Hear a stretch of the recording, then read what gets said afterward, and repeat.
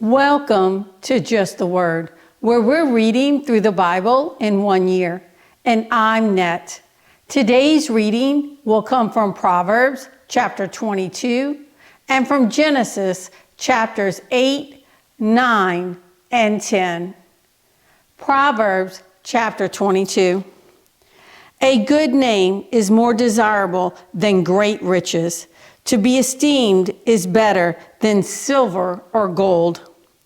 Rich and poor have this in common: the Lord is the maker of them all. A prudent man sees danger and takes refuge, but the simple keep going and suffer for it. Humility and the fear of the Lord bring wealth and honor and life. In the paths of the wicked lie thorns and snares, but he who guards his soul stays far from them.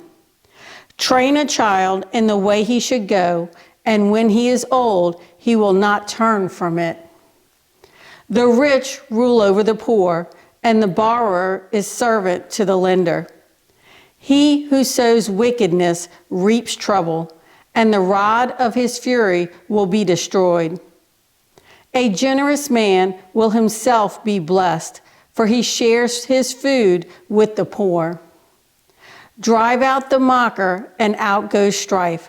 Quarrels and insults are ended. He who loves a pure heart and whose speech is gracious will have the king for his friend. The eyes of the Lord keep watch over knowledge, but he frustrates the words of the unfaithful. The sluggard says, "There is a lion outside," or "I will be murdered in the streets." The mouth of an adulteress is a deep pit. He who is under the Lord's wrath will fall into it.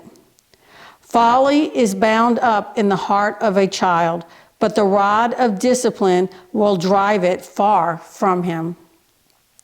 He who oppresses the poor to increase his wealth, and he who gives gifts to the rich, both come to poverty. Pay attention and listen to the sayings of the wise. Apply your heart to what I teach, for it is pleasing when you keep them in your heart and have all of them ready on your lips. So that your trust may be in the Lord, I teach you today, even you. Have I not written 30 sayings for you, sayings of counsel and knowledge, teaching you true and reliable words, so that you can give sound answers to him who sent you? Do not exploit the poor because they are poor, and do not crush the needy in court, for the Lord will take up their case and will plunder those who plunder them. Do not make friends with a hot-tempered man. Do not associate with one easily angered, or you may learn his ways and get yourself ensnared. Do not be a man who strikes hands in pledge or puts up security for debts. If you lack the means to pay, your very bed will be snatched from under you. Do not move an ancient boundary stone set up by your forefathers. Do you see a man skilled in his work? He will serve before kings. He will not serve before obscure men. Now we move to Genesis.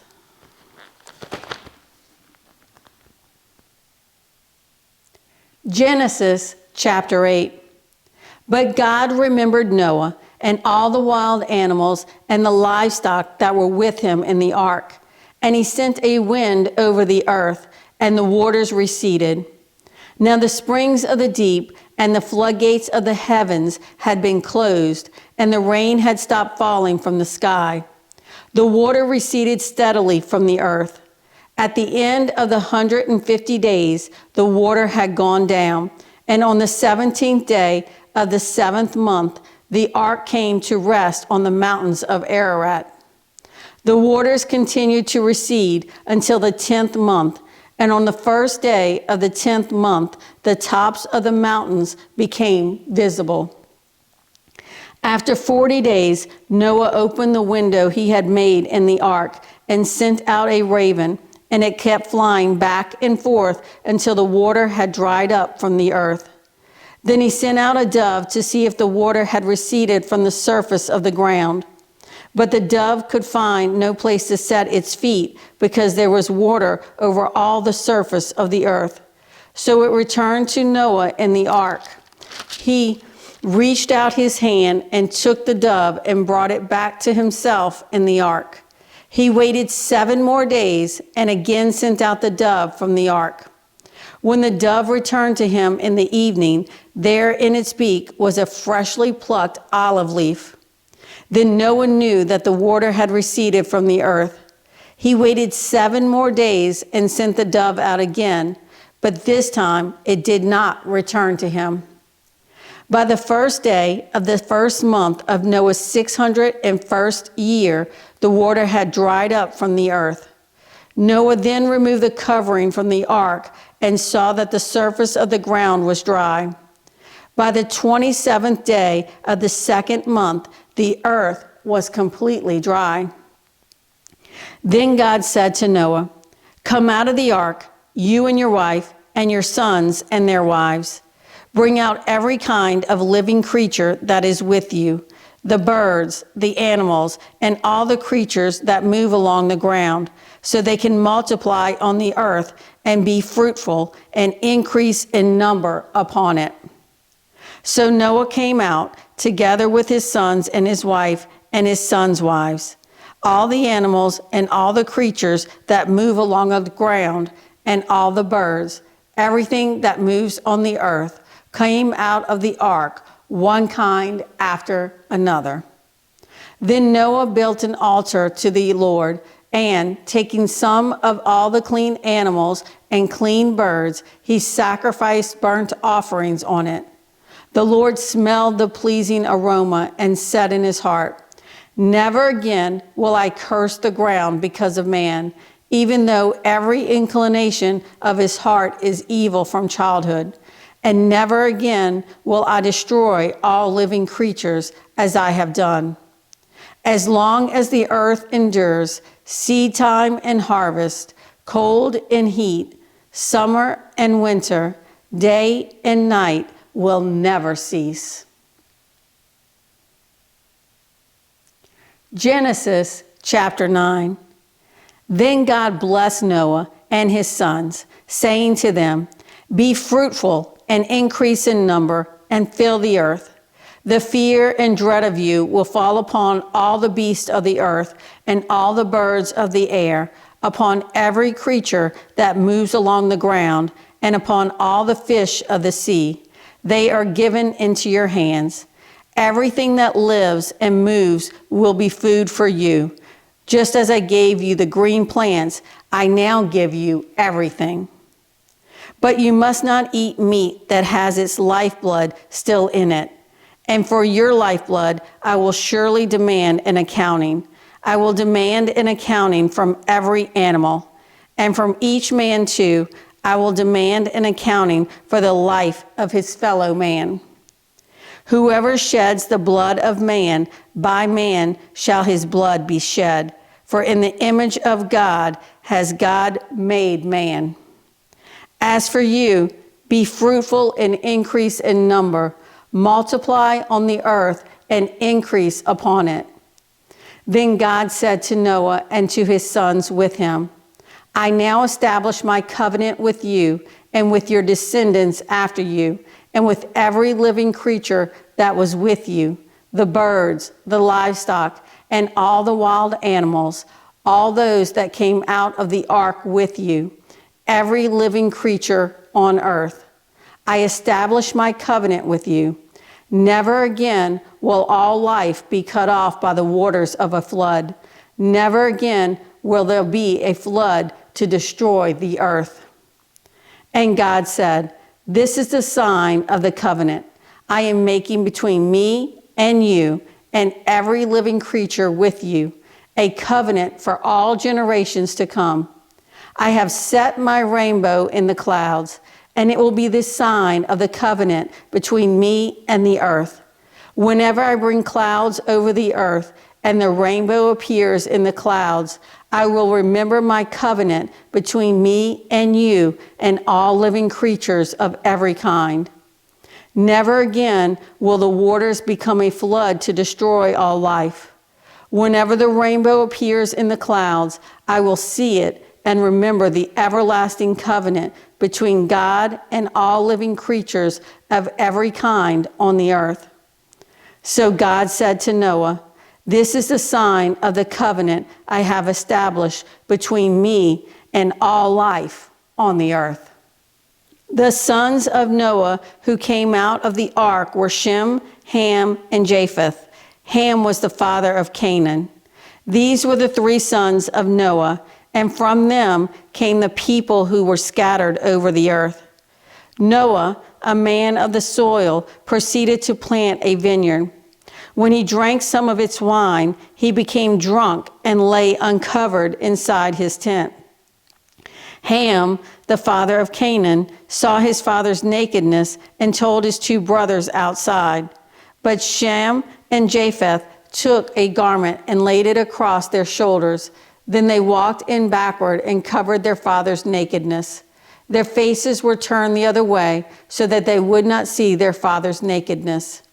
When Noah awoke from his wine and found out what his youngest son had done to him, he said, "Cursed be Canaan, the lowest of slaves will he be to his brothers." He also said, "Blessed be the Lord, the God of Shem. May Canaan be the slave of Shem. May God extend the territory of Japheth.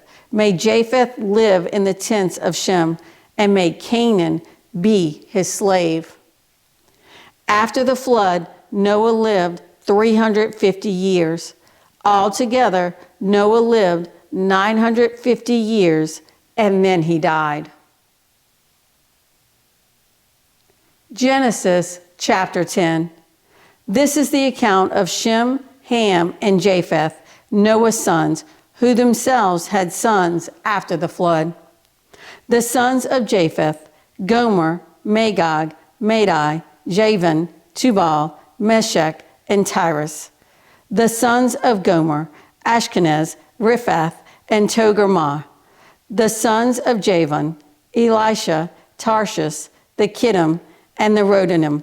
From these, the maritime peoples spread out into their territories by their clans within their nations, each with its own language. The sons of Ham: Cush, Mizraim, Put, and Canaan. The sons of Cush: Seba, Havilah, Sabta, Ramah, and Sabteka.